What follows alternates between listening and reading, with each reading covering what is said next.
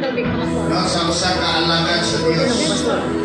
Siguro nag-wonder mo kung sa ubang grupo na apay mga tuga, mga robe. Magdepende na. Kaya si Jesus ay iyang i-commission iyang disipulo, wa man to sila magtuga. Kaya magunsa man ang magtuga, kunya magpatuga-tuga na niya. So wala na sinina. Naana sa gahom sa Dios, bala ang Espiritu, si Kristo nagpuyo nimo. So ang imong diho, wa magpasi sa imong sinina. Amen? Okay, basig ko sa informal kayo ka, mabati kagamahan na lupot kayo ka. Amen? Naana ng Kristo na nagpuyo nimo.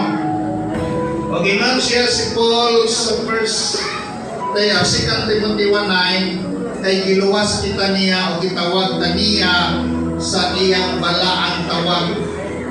Wala kini makabase sa atong paningkamot o trabaho.